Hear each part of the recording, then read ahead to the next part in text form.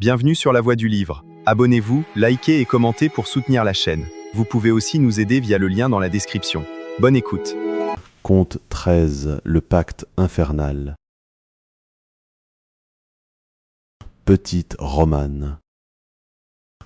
Je suis né ambitieux, violent et irascible. La moindre contrariété me mettait hors de moi, et lorsque le malheur s'appesantissait sur ma tête, je devenais furieux. Un soir que trompé dans mes espérances ambitieuses, je me maudissais de bon cœur, je m'écriais tout haut. Oui, s'il y a un esprit infernal, qu'il apparaisse, qu'il vienne, sous quelque forme qu'il se présente, pourvu qu'il me porte la vengeance, je me donne à lui. Ces paroles n'étaient pas sorties de ma bouche que je sentis une chaleur brûlante. Le thermomètre qui était dans ma chambre monta subitement à 48 degrés. Des flammes de diverses couleurs remplirent mon appartement. Un vent brûlant m'ôtait la respiration. Enfin, j'étais presque suffoqué. Tous ces symptômes me causèrent de l'effroi, et je me dis, serait-il possible que le diable se présentât devant moi? Bientôt un spectre horrible s'approche. « Que me veux-tu » dit-il, « parle. » J'avais à peine la force de considérer cette hideuse figure qui vomissoit des flammes par tous les pores et dont le corps affreux était entouré de serpents qui se mouvaient en tous sens lorsqu'il m'apostropha en ces termes. « Réponds-moi vite, mon temps est précieux. D'autres m'attendent. Veux-tu de l'or? En voilà. Veux-tu te venger? Voilà la vengeance. Veux-tu devenir homme d'État, homme de lettres, guerrier? Tes désirs seront accomplis. Je suis le dispensateur des grâces, de la gloire choisie. J'eus cependant la force de lui demander à quelles conditions. Je t'accorde encore 40 ans de vie, pendant lesquels tu feras tout ce que tu voudras. Mais au bout de ce temps, tu m'appartiendras entièrement. Tant que tu vivras, je serai ton esclave, mais après ta mort, tu seras le mien. Voici ces conditions te conviennent. En ce cas, signons notre contrat, sinon n'en parlons plus. Adieu. Un crime entraîne un crime nouveau, hélas, vous l'avouerai-je, j'eus la faiblesse de signer ce pacte infâme. Chacun de nous frissonna. Mon pacte signé, le démon me dit « Seigneur, je suis votre esclave ordonné. Toutes les fois que vous aurez besoin de moi, vous frapperez la terre avec votre pied, et de suite je serai à vos ordres. » Puisqu'il en est ainsi, lui dis-je, j'exige que tu changes de forme et que tu en prennes une moins hideuse. Je n'avais pas fini de parler que je vis devant moi un charmant jeune homme qui me demanda si j'étais content. Oui, mais il faut à présent que tu me donnes de l'argent, et un coffre-fort fut se placer au pied de mon lit. Tu sais que j'ai une haine mortelle contre un homme d'État, il faut me venger. Tu seras satisfait, demain sa disgrâce sera prononcée, et tu seras à sa place. Voilà assez pour cette fois, retire-toi et que je jouisse d'un sommeil paisible. Mon maître futur, mon esclave présent se retira et j'eus le repos le plus parfait. Le matin, je fus éveillé par un messager qui me portait l'avis de la chute de mon ennemi et l'agréable nouvelle que je le remplaçais. Je courus, ou pour mieux dire, je volai à mon nouveau poste. Que vous dirai-je enfin? Tout fut selon mes désirs. J'acquis de la réputation comme homme d'État, comme guerrier, poète. On aurait dit que j'étais universel. Mais que la nature humaine est inconséquente, je ne pouvais jouir d'un bonheur si doux, et l'ambition me dominait au point que les lauriers, les myrtes m'ennuyaient, m'étaient à charge. Je le dis au démon, qui, ne sachant que faire, se fâcha, me dit que nul mortel n'avait joui d'autant de faveurs que moi, que ma puissance égalait presque celle de la divinité, et qu'il craignait bien de n'avoir fait qu'un ingrat. Pleine de fureur, je saisis mon pacte. Je répliquai qu'il était trop heureux de m'obéir, qu'il n'était que mon vil esclave, que pour le lui prouver je voulais égaler le Créateur et que moi-même je voulais créer. Je m'attendais à cette demande, dit-il. Je suis obligé d'exécuter tes volontés, autrement notre traité serait rompu, mais tu es un insensé. Je lui imposai silence, et ayant pris une statue de cire parfaitement belle, je lui ordonnai de l'animer et d'en faire une femme magnifique. Hélas, je fus obéi, et la plus belle créature qui ait jamais été sur la terre parut devant mes yeux. Je me retire, me dit le démon, tu as voulu être malheureux, tout mon pouvoir ne peut t'en empêcher. Adieu. Dès qu'il fut sorti, je me livrai à l'amour le plus violent pour ma créature, je la fis passer pour ma femme, je croyais avoir trouvé le bonheur, mais grand Dieu, autant cette femme était belle, autant son âme était horrible. Elle me conduisit de faute en faute, de crime en crime, et elle m'avait réduit au point de dire avec elle que nous voudrions que toute l'espèce humaine n'eût qu'une tête pour la couper. Si le pouvoir du démon n'eût pas été anéanti par la créature qu'il m'avait fait faire, je suis forcé d'avouer que la moitié du monde aurait perdu la vie. Mais comme je l'ai déjà dit, il ne pouvait plus accéder à tous mes désirs, toutes mes conjurations, toutes les siennes, n'aboutissaient qu'à quelques grâces. Lorsque je lui en demandai la raison, il me répondit que la puissance céleste l'en empêchait. Cependant, au milieu des tourments que ma créature me faisait éprouver, le terme fatal approchait, mon esclave, qui allait devenir mon maître, m'en avertit. « Tu te moques, lui dis-je, il n'y a que 20 ans, et ils ne sont pas encore écoulés. »« Tu comptes 20 ans, dit-il, mais aux enfers nous comptons double, 20 ans de jour, 20 ans de nuit, cela fait bien 40 ans, terme que je t'ai accordé. » Je criais, je m'emportais. Mais tout cela n'aboutit à rien, et il fallut me résoudre à être étranglé le surlendemain. Quelle que soit la position d'un homme, il n'aime pas à mourir, surtout lorsqu'il doit tomber sous la griffe du diable, et j'étais sûr qu'elle ne serait pas douce, car je n'avais pas été doux à son égard. Plongé dans mes tristes réflexions, je sortis le matin, et tout machinalement j'allai vers l'église. Comme je mettais le pied sur le seuil de la porte, le diable me barra le chemin. « Retire-toi, vil esclave, lui dis-je, jusqu'à demain tu n'as aucun droit sur moi. » Il fut intimidé et se contenta de me faire des menaces. Aussitôt je me précipitai dans le lieu saint. Je demandai à parler à un vénérable prêtre que je connaissais. Je lui racontai tous mes crimes. « Je les connaissais, répondit-il, et je vous attendais pour vous sauver. » Alors il fit fermer toutes les portes du temple, assembla tout le clergé. On m'exorcisa, on m'aspergea d'eau bénite, on me fit faire amende honorable. En un mot, on me purifia. Pendant toute cette cérémonie, le démon ne cessait de pousser des hurlements épouvantables. Plusieurs fois il voulut me saisir. Pour l'éviter, on me donna la croix à porter. Alors des vociférations horribles se firent entendre. L'église fut remplie d'une odeur sulfureuse et infecte. Elle paraissait pleine de spectres, et ce ne fut qu'à force d'aspersion qu'on parvint à chasser le malin esprit. Enfin on en vint à bout, et lorsque je fus en état de grâce, on fut chez moi faire la même cérémonie.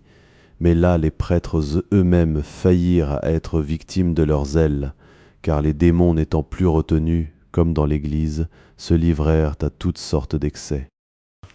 Un des saints ministres lui-même, saisi à la gorge, ne fut délivré qu'avec beaucoup de peine.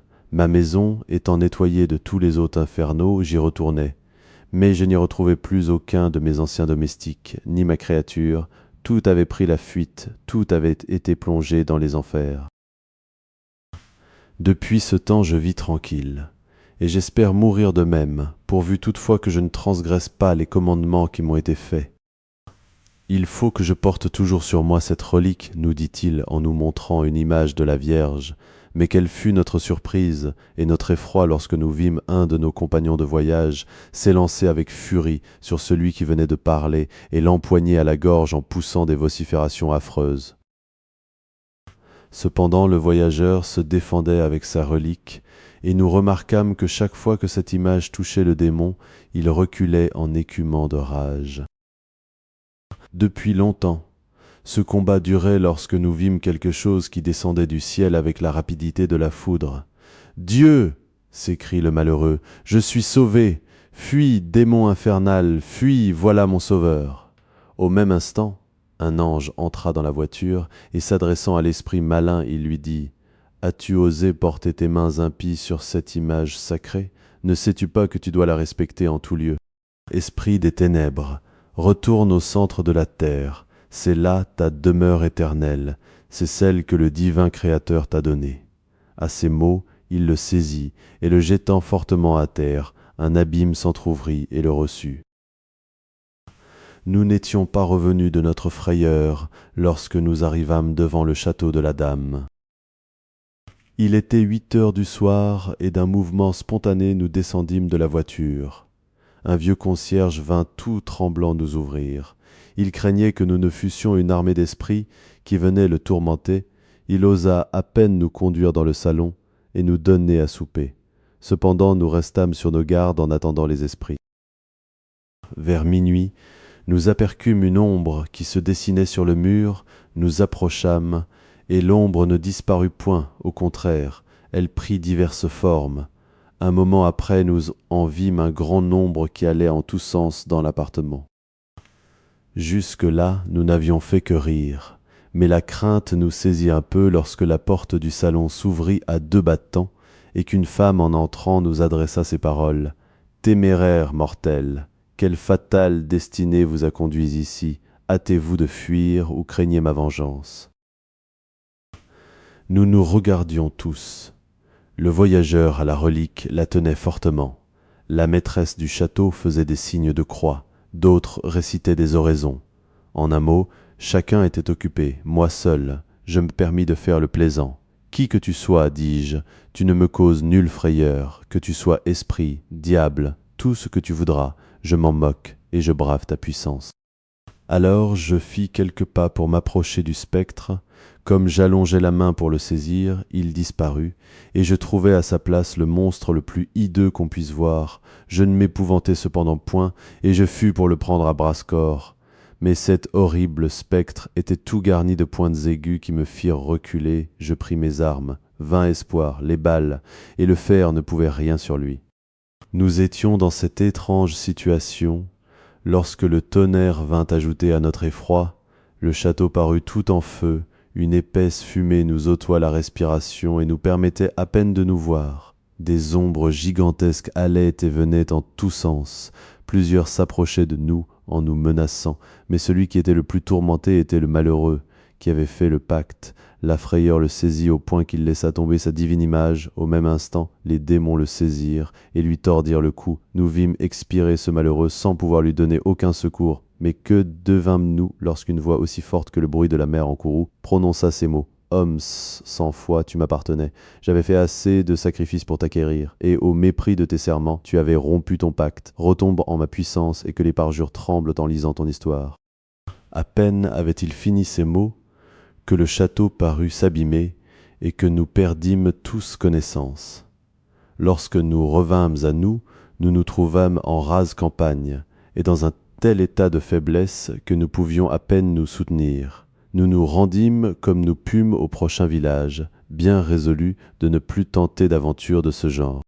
Néanmoins nous fîmes dire des messes pour arracher, s'il était possible, l'âme du malheureux damné des griffes du démon, et j'ai la certitude de l'avoir fait, car il m'est apparu depuis blanc comme la neige, ayant sa relique à la main, et me remerciant de ce que j'avais fait pour lui. Conte 14. Le revenant rouge. Mon éducation finie, je fus joindre un régiment de hussards dont je venais d'obtenir la lieutenance, tandis que mon intime ami le marquis de Elst-Cry se rendait au sein de sa famille qui habitoit les bords du Rhône. Au bout de 6 ans, j'obtins un congé et je fus passer mon semestre chez mon ami. Nous avions tenu une correspondance active, et toutes ces lettres m'entretenaient des terreurs qu'il avait eues dans son vieux château. Elles avaient été si grandes qu'il l'avait abandonné. Doué d'une force d'âme peu commune, je ne pouvais m'empêcher de rire en lisant sa correspondance, mais ce fut bien pire lorsqu'il me raconta que, véritablement effrayé, il ne mettait plus les pieds dans son donjon, parce que son grand-père lui était apparu au moins 20 fois, que tous ces gens l'avaient reconnu et avaient été témoins du vacarme que les esprits faisaient dans sa maison. « J'aime beaucoup les aventures extraordinaires, lui dis-je. La vue des revenants l'est passablement, à mon avis. Aussi veux-je aller faire une visite à ton aïeul. Dieu t'en préserve, mon ami. Personne n'habite le château et nulle créature humaine n'en approche, même en plein jour, sans être saisie d'effroi. Vaine terreur, répliquai-je, et ce soir même, je cours me livrer aux esprits infernaux. Toutes les représentations de mon ami furent inutiles, et suivi de mon domestique, brave hussard, je partis sur-le-champ. Dès que nous fûmes arrivés, nous commençâmes à visiter nos armes, ensuite nous parcourûmes toute la maison. Nous choisîmes l'appartement le plus agréable, nous y allumâmes un grand feu, et fortifiés par un bon souper, nous attendîmes avec patience les revenants. Nous venions de nous livrer au sommeil lorsque nous fûmes réveillés par un bacchanal épouvantable. On traînait de lourdes chaînes, les meubles étaient en mouvement, une vapeur épaisse et infecte parcourait tout le château, un vent violent circulait dans toutes les chambres, et l'on aurait dit que la foudre allait nous écraser. Mon domestique et moi, nous nous regardions, sinon épouvantés, du moins surpris, lorsque, ressemblant tout mon courage. Aux armes, lui dis-je, ces morts ne sont que des vivants qui fuiront à notre approche. À peine avais-je fini ces mots, que la porte s'ouvre et nos regards se portent sur un fantôme d'une grandeur gigantesque. Ses yeux creux étaient enflammés, sa bouche livide laissait voir des dents longues et décharnées, ses joues dépouillées de chair n'offraient à notre vue qu'un monstre horrible. Sa tête chauve ajoutait encore à ce tableau. Ses mains étaient armées de griffes crochues, son corps n'était qu'un vrai squelette entouré de reptiles, enfin il était 1000 fois plus hideux que la mort, telle qu'on nous la représente. Nous étions encore à considérer ce monstre, lorsqu'un vieillard paraissant avoir 80 ans et tout habillé de rouge entre dans la chambre. Sa figure respectable nous rassure. Insensé, nous dit-il, qui a pu vous porter à venir troubler mon repos, persécutée par ma famille durant toute ma vie, veut-elle me persécuter encore après ma mort? Fuis, malheureux, fuis, ou redoute mon courroux. 1000 bombes, s'écrie mon hussard, je n'ai pas fui devant des régiments entiers, et je fuirai devant un esprit. Attends, téméraire vieillard, je vais t'apprendre qu'un hussard français ne tremble point, même devant les puissances de l'enfer. En disant ces mots, il saisit son pistolet, ajuste l'esprit. La balle part, frappe sa poitrine et roule à ses pieds. Que peuvent tes armes contre moi, dit le revenant d'un ton froid et ironique. Elles pourront mieux cette fois, dit le hussard, et un second coup n'a pas plus de succès que le premier. Le diable m'emporte si j'y conçois rien, dit mon domestique. Jamais je n'ai visé si juste et avec si peu de succès. Suis-moi, dit une voix sépulcrale. Je te suivrai aux enfers, s'écrie le hussard. Eh bien, marche, répond l'esprit. Nous le suivons, son guide allait devant, nous traversons une foule d'appartements, les cours, les jardins. Arrivé à l'extrémité de celui-ci, le vieillard nous adresse ces mots. Je suis damné, ma famille en est la cause. Repoussé de son sein, je me suis donné aux esprits infernaux, et c'est pour me venger que je répands l'alarme dans ce château. Dis à mon petit-fils que de 10 ans, ni lui, ni personne n'habitera ici. Mais l'heure de mon retour approche, je sens déjà les cruelles atteintes des flammes, je brûle. Astre s'adressant alors à son compagnon qui s'emparait de lui. Monstre, lui dit-il, auras-tu bientôt fini de me tourmenter? Tes ongles me déchirent, tes dents affreuses me dévorent, et ton souffle m'empoisonne. En effet, le vieillard était déjà tout en feu, et son terrible conducteur le mettait à la torture. Nous étions stupéfaits. Cependant, l'esprit infernal frappa la terre de son pied en poussant un cri effroyable. Aussitôt, la terre s'entr'ouvrit et engloutit le vieillard et son bourreau. Notre courage devenant inutile, nous nous retirâmes, et ayant pris nos chevaux, nous nous éloignâmes de toute la vitesse de leurs jambes. Arrivés chez le marquis, nous lui fîmes le récit exact de notre aventure, et l'engageâmes très fort à ne plus remettre les pieds dans son château. Lièvre. Un mien ami, honnête agriculteur, était un chasseur déterminé. On le voyait dès la pointe du jour franchir les fossés, gravir les collines et poursuivre le malheureux gibier jusque dans ses derniers retranchements.